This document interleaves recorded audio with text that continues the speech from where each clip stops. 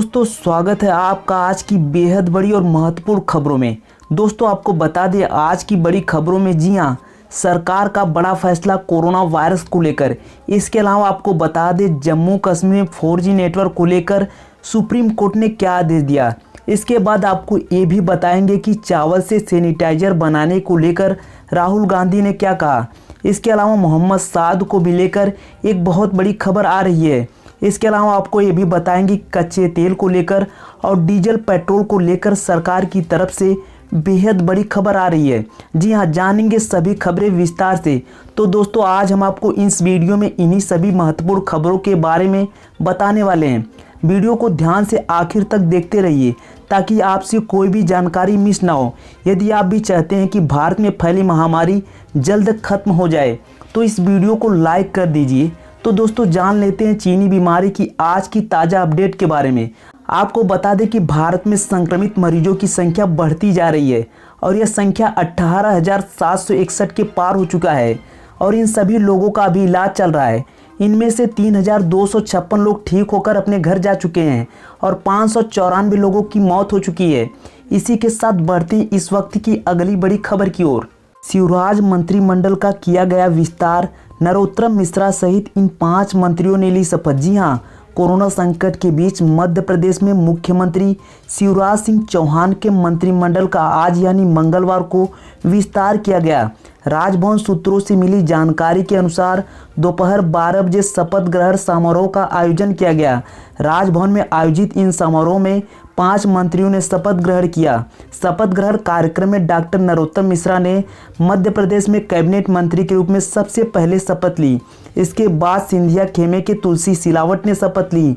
गोविंद सिंह राजपूत ने भी कैबिनेट मंत्री के रूप में शपथ ग्रहण किया। वहीं कमल पटेल ने भी कैबिनेट मंत्री के रूप में शपथ लिया। वहीं 5 बार विधायक रही मीना सिंह ने मंत्री पद की शपथ ली। चलिए बढ़ते हैं अगली खबर की तरफ। तबलीगी जमात मामला। जी हां, मौलाना साद ने बदले सुर, रमजान पर जारी किया ये संदेश। जी हां, दिल्ली के निजामुद्दीन मरकज मामले में फरार चल रहे मौलाना साद का एक नया ऑडियो वायरल हुआ है। इस ऑडियो में मौलाना ने लोगों से रमजान में लॉकडाउन न तोड़ने और घर पर नमाज पढ़ने का आग्रह किया है। साथ ही लोगों से बुरा काम न करने की भी अपील की है।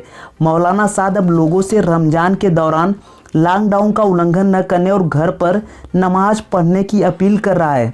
तबलीगी जमात के प्रमुख मौलाना साद ने अपने ऑडियो मैसेज में तबलीगी जमात के लोगों से आग्रह किया है कि वे प्रशासन का सहयोग करें। इस बीमारी का उपचार जरूरी है, इसलिए जांच भी कराएं। साद ने लोगों को बुरा काम न करने और बुरे काम से लोगों को रोकने का भी अनुरोध किया है। साद ने इससे पहले भी एक ऑडियो जारी करते हुए कहा था कि आपके पास सब्र होना आवश्यक है। सब्र रखते हुए आप अपनी परेशानियों का निराकरण कर सकते हैं। चलिए बढ़ते हैं अगली खबर की तरफ। कोरोना संकट में सरदार पटेल की अपेक्षाओं पर खरे उतरे सिविल सेवा के अधिकारी उपराष्ट्रपति। जी हां, उपराष्ट्रपति एम वेंकैया नायडू ने मंगलवार को सिविल सेवा दिवस के मौके पर कोरोना संकट से निपटने में जन सेवकों के योगदान की सराहना करते हुए कहा कि संकट की इस घड़ी में वे सरदार वल्लभ भाई पटेल की अपेक्षाओं पर खरे उतरे हैं। उपराष्ट्रपति वेंकैया नायडू ने अपने संदेश में कहा, आज सिविल सेवा दिवस के अवसर पर राष्ट्र को कोविड-19 संक्रमण से निरापद रखने में निष्ठापूर्वक प्रयासरत सभी सिविल सेवा के अधिकारियों, उनके सहयोगियों, हमारे स्वास्थ्य कर्मी, पुलिस और स्वच्छता कर्मियों का अभिनंदन करता हूं और देशवासियों की तरफ से आभार व्यक्त करता हूं। चलिए बढ़ते हैं अगली खबर की तरफ। कोटा में फंसे 2000 बच्चों को निकालने के लिए सीएम शिवराज सिंह चौहान ने लिया बड़ा फैसला। जी हां, उत्तर प्रदेश की तरह ही अब मध्य प्रदेश सरकार ने भी राजस्थान के कोटा से प्रदेश के बच्चों को वापस लाने की प्रक्रिया शुरू कर दी है।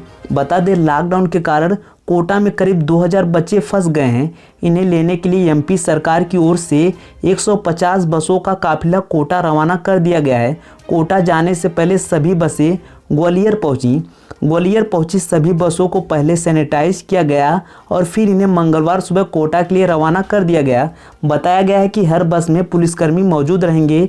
बस के ड्राइवर और कंडक्टर को पीपीई किट्स दे दिए गए हैं। सभी 150 बसें मंगलवार शाम तक कोटा पहुंच जाएंगी।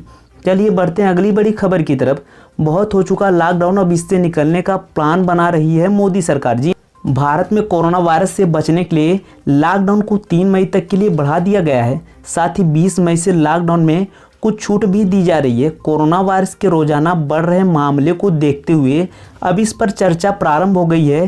क्या अगले 3 मई के बाद भी लॉकडाउन जारी रहेगा या नहीं? मीडिया रिपोर्ट की माने तो मोदी सरकार 3 मई के बाद लॉकडाउन को आगे बढ़ाने के मूड में नहीं है।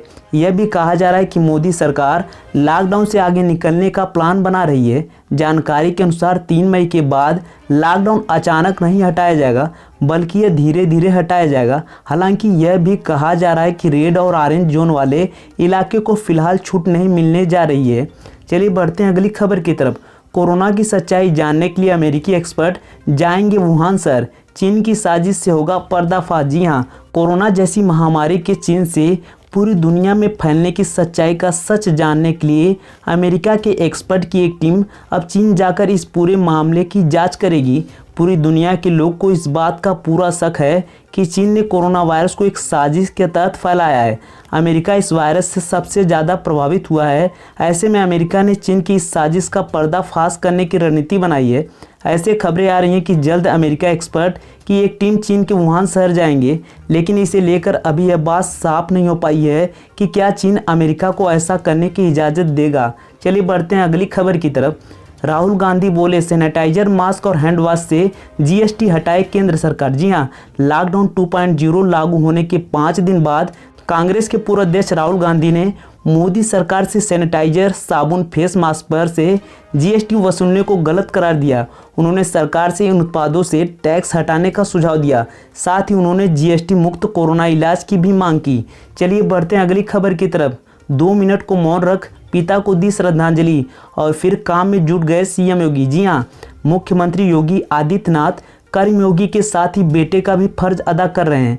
पिता आनंद सिंह बिष्ट के कल एम्स दिल्ली में निधन के बाद सीएम योगी आदित्यनाथ ने मां को भावुक पत्र भेजा और फिर एक योगी तथा संत की भूमिका अदा करते हुए कोरोना वायरस के संक्रमण से जूझ रही प्रदेश की जनता को इससे मुक्ति दिलाने के उपायों पर चर्चा में जुट गए। जी हाँ, आपको बता दें, कोरोना वायरस के संक्रमण पर अंकुश लगाने के प्रयास में लगे मुख्यमंत्री योगी आदित्यनाथ मंगलवार को भी अपनी सरकारी आवास पर कोर टीम के साथ बैठक करने हाल में पहुंचे। बैठक से पहले मुख्यमंत्री योगी आदित्यनाथ के साथ सभी वरिष्ठ अधिकारियों ने सीएम योगी आदित्यनाथ के पिता स्वर्गीय आनंद सिंह बिष्ट की आत्मा की शांति के लिए 2 मिनट का मौन रखा।